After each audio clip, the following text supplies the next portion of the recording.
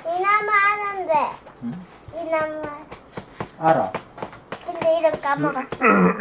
자, 지난주 복습하겠습니다. 지난주는 성경에 살구나무로 번역되어 있는 아몬드 나무에 대해서 살펴보았습니다. 아몬드라는 단어의 의미가 지켜보다, 경계하다, 감시하다, 깨어있다 라는 뜻을 가지고 있었습니다. 그래서 광야에서 고라라는 지팡이. 인물과 그 이스라엘 백성들이 반란을 일으켰을 때 까먹었어요. 하나님께서 12지파의 지도자들 중에 아론의 지팡이에만 아몬드 꽃과 열매를 맺게 하신 것의 의미도 그 다음에 눈물의 선지자라는 별명을 가진 에레미야 선지자에게 환상을 통해서 아몬드 가지를 보여주신 이유도 성막 성전 안에 그 금촛대 줄기 부분에 해당하는 부분을 아몬드의 꽃으로 둔 이유도 모두 하나님이 늘 지켜보고 계시고 파수꾼처럼 경계하고 계시고 불꽃 같은 눈으로 감시하고 계시고 늘 깨어있다라는 뜻이었습니다. 실제로 이스라엘에 자라는 아몬드는 겨울을 보내고 가장 꽃을 먼저 피우는 그런 식물이다라고 말씀드렸습니다. 그래서 그런 의미, 실제 그 식물의 모습과 이 단어의 의미도 일맥상통하다. 그래서 우리가 힘들고 지키고 절망 가운데 있을지라도 늘 우리를 지켜보시고 우리를 보호하시고 우리를 경계해 주시고 우리를 감시하고 계신, 늘 깨어 계신, 주무시지도 않은 그분이 있다라는 것을 우리가 아는 것만으로도 우리가 큰 위로와 평안을 얻을 수 있다라는 지난주 말씀이었습니다. 오늘은 성경에 나오는 로뎀 나무에 대해서 살펴보도록 하겠습니다. 우리가 로뎀 나무라고 하면 어떤 느낌이 드십니까? 로뎀 나무. 갑자기 계속 한국에서 로뎀 나무는 엄청난 인기가 있습니다. 그래서 찾아보니까 이 엄청 친숙하고 인기 있는 단어인데요. 로뎀 나무 교회, 로뎀 나무 병원, 로뎀 나무 치과, 동물원, 카페, 베이커리, 안경점, 한식집, 펜션, 오피스텔, 찜질방, 치킨집까지 로뎀 나무라고 들어간 데가 엄청 많습니다. 하나같이 다 크리스찬이겠죠. 그만큼 이 로뎀이라는 것은, 로뎀 나무는 한국 크리스찬들에게 인기 많은 이름입니다. 이 로뎀 나무 어떻게 생겼을까요? 제가 오늘 사진을 찾아서 주보에 넣어뒀습니다. 어떻게 생겼습니까? 울창합니까? 아니요. 느낌이 어떠세요? 이런 뭐 중간에 나무가 통째로 있고 그 옆에 줄기가 있는 그런 게 아니죠. 그냥 땅에서부터 가느다란 줄기가 그냥 퍼져 있는 그런 느낌입니다. 그리고 이 키가 평균적으로 사람 허리 아니면 좀 크다 싶으면 사람 키 정도라서 그늘 줍니까 안 줍니까? 안 줘요. 그늘 안 줍니다. 즉 가지가 저렇게 얇아서 큰 그늘 거의 그늘이 없다라고 보시면 됩니다. 그런데 우리는 쉼의 표현으로 로뎀 나무라는 단어를 한국에서는 쓰고 있습니다. 자, 우리나라 성경이 로뎀 나무를 어떻게 번역했냐? 로뎀 나무로 번역한 곳도 있고요. 그 다음에 노가주 나무, 쌀이 나무, 대쌀이 등으로 이 한글은 번역했습니다. 그래서 오늘은 성경에 나오는 로뎀 나무가 사용된 그 단어가 쓰여진 구절을 보고 이 로뎀 나무가 어떤 의미를 가졌는지, 우리가 보셨던 아몬드나 계속 어떤 결혼식품, 포도 이런 것처럼 도대체 이 로뎀 나무의 의미는 무엇인지를 한번 살펴보겠습니다. 가장 먼저 살펴본 것은 열왕기상 19장 4절 말씀입니다. 한번 한 목소리로 읽어볼까요? 시작! 엘리야는 하루 종일 광야로 걸어 들어갔습니다. 그러다가 한 로뎀 나무 밑에 앉아서 하나님께 죽여달라고 기도했습니다. 여호와여, 이제는 다 되었습니다. 내 목숨을 거두어 가십시오. 나는 내 조상들보다 나을 것이 없습니다. 여기에 나오는 인물은 누굽니까? 지금 기도하고 있는 인물. 엘리야. 엘리야는 지금 어디를 걸어가고 있었죠? 광야를 걷던 엘리야가 한 로뎀 나무 밑에 앉아서 하나님께 뭐라고 기도하고 있습니까? 죽여달라고. 왜 죽여달라고 기도하고 있습니다. 왜 엘리야가 죽여달라고 할까라고 하는 것은 앞장을 보면 되는데요. 앞장 내용을 제가 설명드리면 지금 바로 앞장에서 그 유명한 갈멜산 대결이 일어납니다. 갈멜산에서 엘리야와 바알신과 아세라신을 따르는 그 자들이 그 제단을 놓고 기도하는 제사를 드리는 장면이 나오죠. 이 제단 기도하는 모습 이거 누가 승리하죠?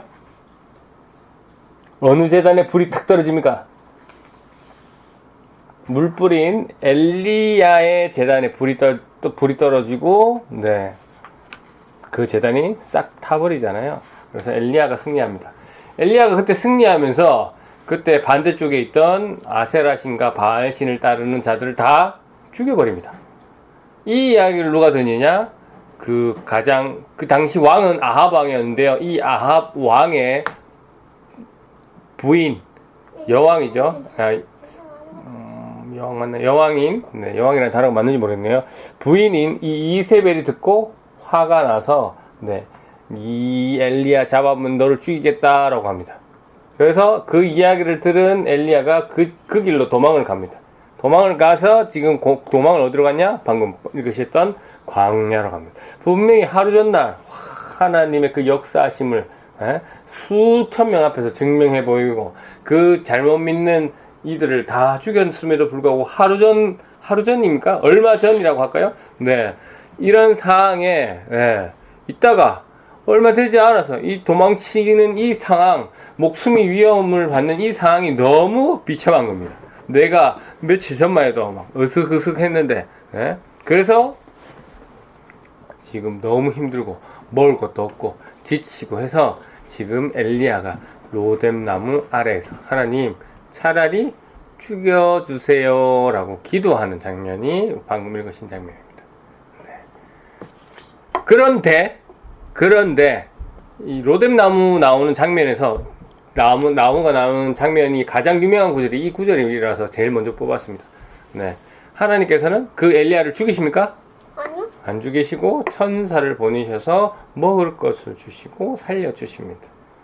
그래서 성도들이 그리고 목사님들이 로뎀 나무 아래에서 지쳐 쓰러져 있는 엘리야를 하나님께서 천사를 통해 살려주시고 힘을 주시고 위로해 주시고 은혜를 주셨다라고 해서 우리나라에는 그 로뎀 나무가 엄청난 쉼의 대표적인 이름으로 사용되고 있습니다. 그러니까 쉼병원, 쉼카페, 쉼집, 쉼교회 이런 느낌으로 세워졌죠. 그런데 말입니다.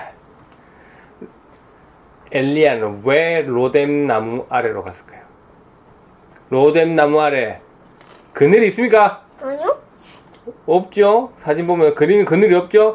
그 땡볕에 그 그늘이라도 있어야 되기 때문에 그 수많은 광야의 식물들 중에 그늘 있는 나무가 없을까요?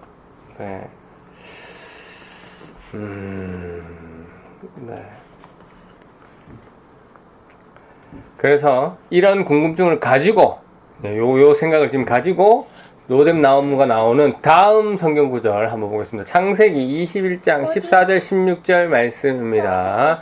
함께 한번 읽어볼까요? 시작. 아브라함이 이튿날 아침 일찍 일어나 먹을 것과 물을 가득 채운 가죽 부대를 준비해서 하갈에게 주었습니다.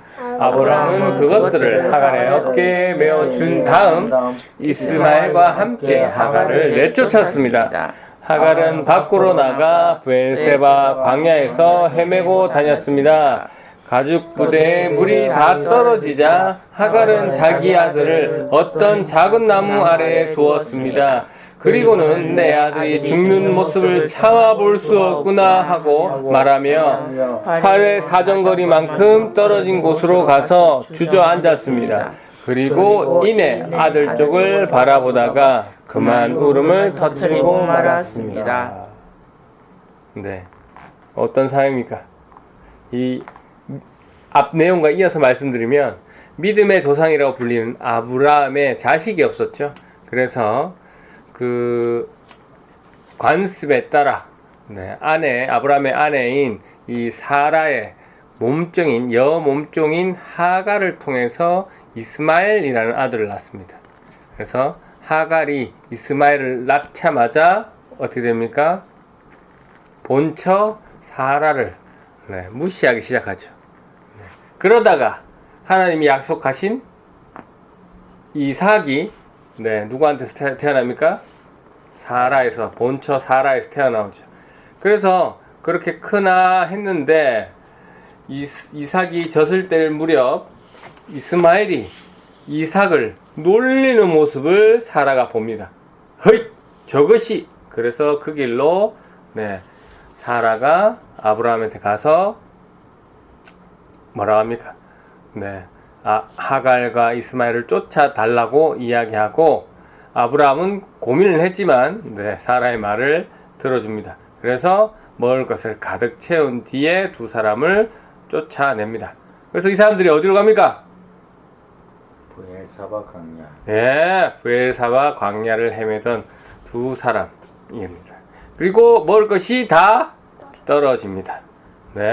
그래서 15절을 보시면 하갈이 먹을 것을 다 떨어지니까 이 자기의 아들 이스마엘을 어떤 작은 나무 아래에 두고 차마 자신은 아들이 죽는 모습을 볼 수가 없어서 좀 떨어진 곳에서 그렇지만 보이는 그곳에서 아들 쪽을 바라보고 있다가 눈물을 흘리는 장면입니다. 15절에 나오는 어떤 작은 나무가 로뎀 나무입니다. 장소도 광야고 로뎀 나무 아래 똑같죠. 특이합니다. 일부러 이렇게 한 겁니다. 앞에 엘리야 사건과 하갈의 사건의 공통점, 지금 두 인물 모두 힘들다, 괴로운 상황이다. 먹을 것은 있다 없다? 없다.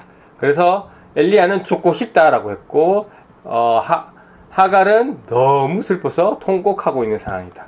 장소는 똑같습니다. 어디? 광야였습니다. 그리고 이 나무 아래인 것도 똑같습니다. 무슨 나무였죠? 로뎀 나무. 이렇게 공통점을 볼 수가 있습니다. 우리가 광야에 대해서는 의미를 알고 있죠. 어떤 의미였습니까? 예수님이 40일 금식하시고 마귀에서 시험을 받으신 광야이기도 하고, 그 다음에 출애굽 백성들이 며칠이면 갈 수 있는 거리를 40년이나 돌던 그 광야입니다. 그 광야 어떤 의미를 갖고 있습니까? 성경에서 시험, 고난, 훈련이라는 의미를 가지고 있습니다.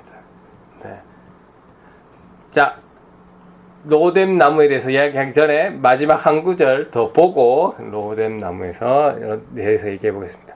자, 욥기서 30장 4절 말씀입니다. 시작. 덤불 속에서 나무를 캐먹고 쌀이 나무 뿌리로 배를 채우던 저들이 아니었느냐. 여기서 쌀이 나무라고 번역된 단어가 로뎀 나무입니다. 욥기서 내용 여러분 잘 아십니다. 하나님을 잘 믿던 시작할 때 나오잖아요. 이 사람은 죄가 없다라는 그 믿음의 욥기가 어떻게 됩니까? 재산을 잃고 가족을 잃고 자신의 건강까지 다 잃어버립니다. 그런 욥기를 친구들이 찾아와서 막 네가 뭔가 하나님께 잘못한 게 있으니까 하나님께서 벌을 내렸겠지라는 이야기를 듣습니다.